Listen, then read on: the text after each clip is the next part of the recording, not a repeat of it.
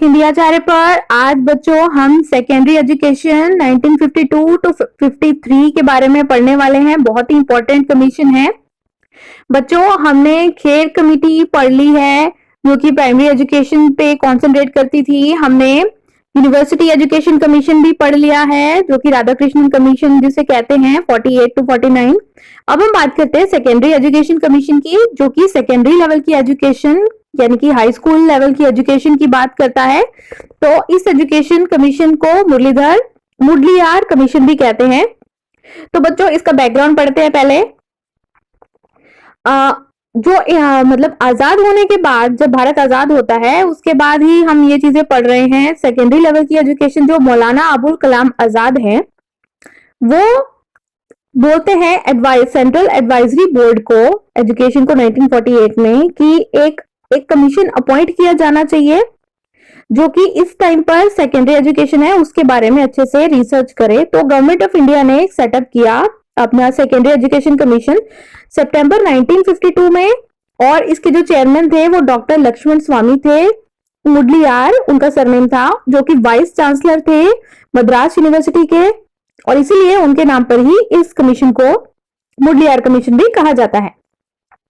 अब बच्चों देखो, जो कमीशन है इसने एक क्वेश्चनेयर डेवलप किया, एक प्रश्नावली डेवलप की जो कि सेकेंडरी एजुकेशन से संबंधित थी, और इस प्रश्नावली को बहुत सारे टीचर्स को, एजुकेशनल इंस्टीट्यूट्स को इंडिया में बहुत सारी जगह पर भेजा गया, और उनके जो आंसर्स आते हैं, रिप्लाईज आते हैं, उसके आधार पर कमीशन ने अपनी रिपोर्ट तैयार की है।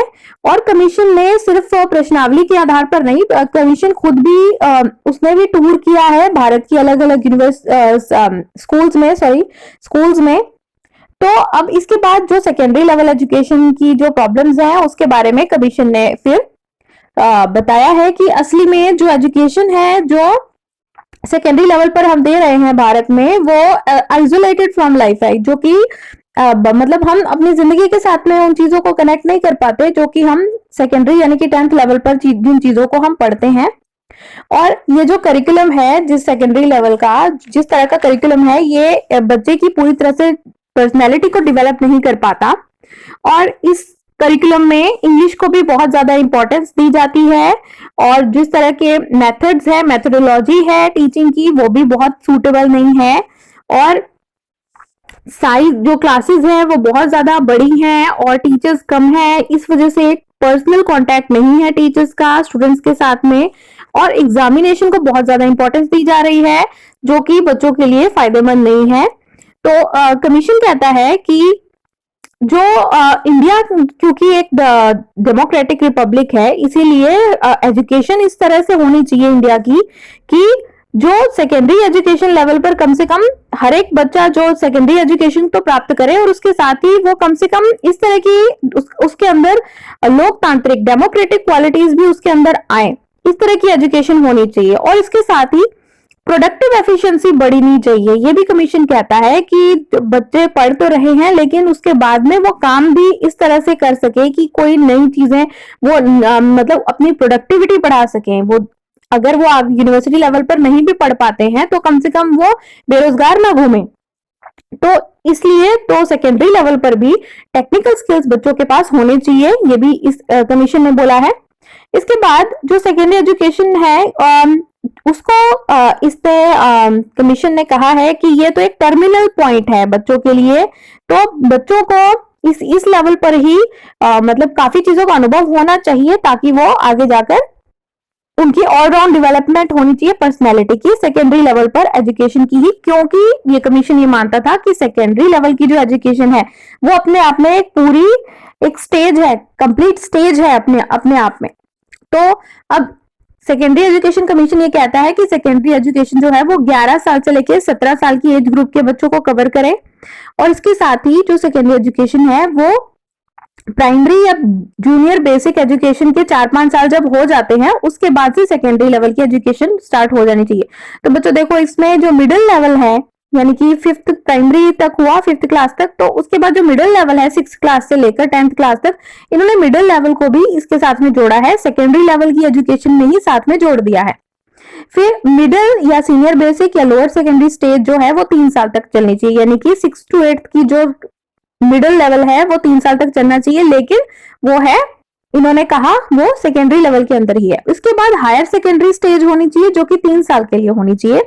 अब इन्होंने बोला कि इंटरमीडिएट क्लासेस जो हैं उसको अबॉलिश करने के लिए सजेशन दी कि जो 12वीं जो होती है उसको अबॉलिश कर दिया जाए, और जो 12वीं क्लास है वो तो एक्चुअली एक तरह से यूनिवर्सिटी के साथ अटैच कर दी जाए, और जो 11वीं क्लास है वो हाई स्कूल के साथ अटैच कर देनी चाहिए। तो यानी कि इंटरमीडिएटरी बोर्ड ही नहीं होना चाहिए, इंटरमीडिएटरी या हायर सेकेंडरी जो स्कूल्स हैं वो भी नहीं होने चाहिए इस कमीशन के अकॉर्डिंग। हालांकि ऐसा हुआ नहीं, तो एक तो प्री यूनिवर्सिटी एजुकेशन मिल जाएगी बच्चों को, उसके बाद फिर वो डिग्री कोर्स में आ जाएगा सीधा यूनिवर्सिटी में। तो इंटरमीडिएटरी कोर्स को के खिलाफ थी ये कमीशन।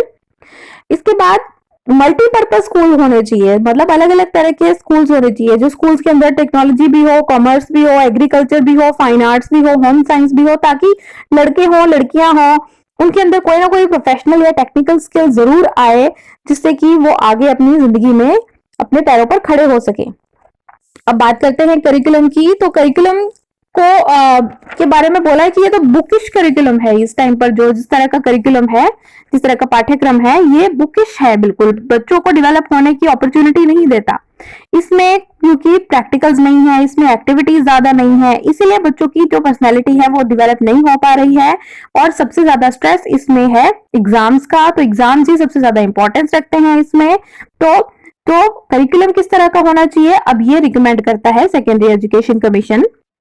तो करिकुलम कैसा होना चाहिए, करिकुलम के अंदर वर्कशॉप्स भी होनी चाहिए, प्लेग्राउंड भी होना चाहिए, लेबोरेटरी भी होनी चाहिए, लाइब्रेरी भी होनी चाहिए, काफी सारे एक्सपीरियंसेस होने चाहिए बच्चों को सेकेंडरी लेवल पर ही, जो कि उसके करिकुलम का हिस्सा होने चाहिए। बच्चे ये नहीं कि आए और आके सिर्फ अपने क्लासरूम में बैठकर पढ़कर चले गए, तो ये नहीं होना चाहिए। बच्चों को लैबोरेटरी का भी एक्सपीरियंस होना चाहिए, प्लेग्राउंड के मतलब उनके पीटी के भी पीरियड्स होने चाहिए, उनको मतलब स्पोर्ट्स के भी पीरियड्स होने चाहिए, वर्कशॉप के भी पीरियड्स होने चाहिए, लाइब्रेरी के भी पीरियड्स होने चाहिए, ताकि उनका जो करिकुलम है वो मैनीफोल्ड हो।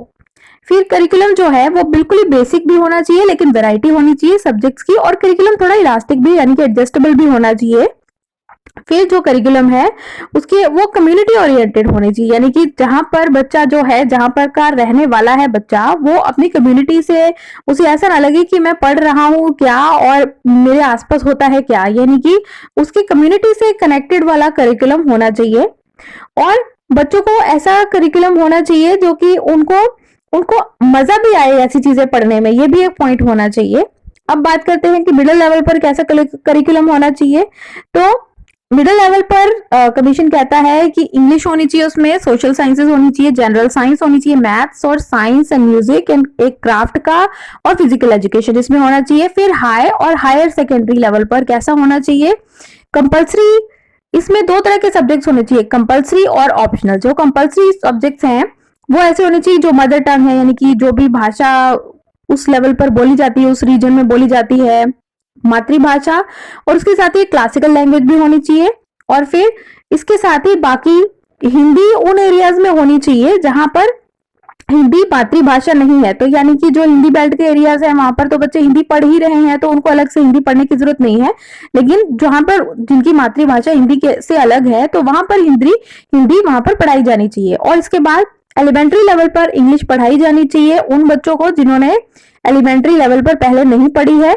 और फिर एडवांस्ड इंग्लिश उनको पढ़ाई जानी चाहिए जो कि ऑलरेडी एलिमेंट्री लेवल पर इंग्लिश पढ़ चुके हैं, तो उनके लिए थोड़ी एडवांस्ड लैंग्वेज होनी चाहिए इंग्लिश।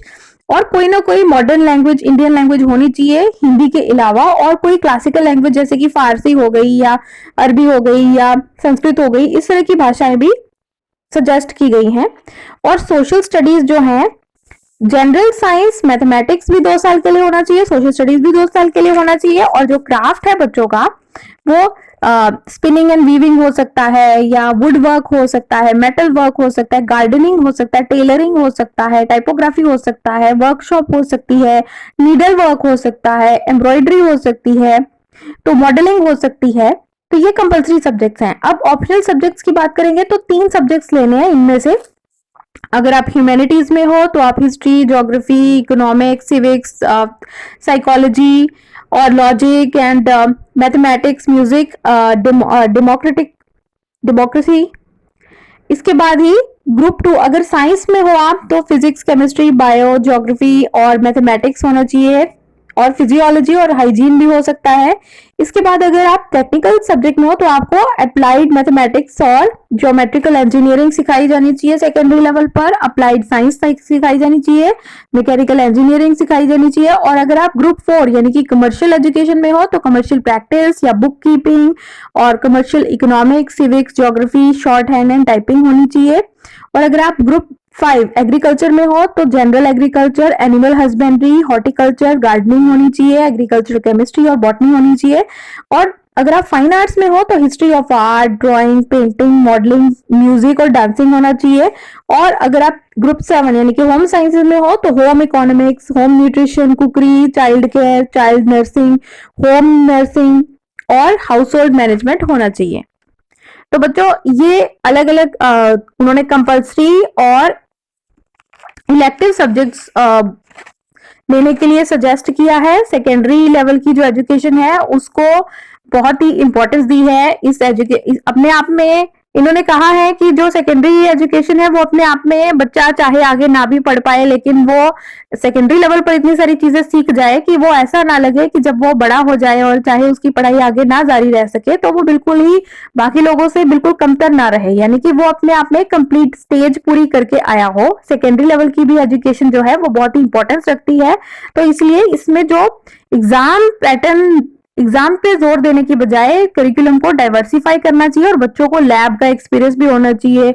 और जैसे आज के कॉन्टेक्स्ट में जैसे अब कंप्यूटर लाजमी कर दिया है तो उस टाइम के इस कॉन्टेक्स्ट के हिसाब से बच्चों को अलग अलग तरह के एक्सपीरियंसेस भी होने चाहिए। बच्चों को जो पढ़ना है वो पढ़ना उनको उसमें मजा भी आना चाहिए, एक बोरिंग सिलेबस टाइप का नहीं होना चाहिए। और इसके साथ ही हिंदी भाषा जो है, हिंदी बेल्ट में तो हिंदी भाषा ही चलेगी और जो दूसरे एरियाज हैं वहां पर हिंदी को भी करिकुलम में शामिल किया गया, मातृभाषा को भी शामिल किया गया, इंग्लिश को भी शामिल किया गया।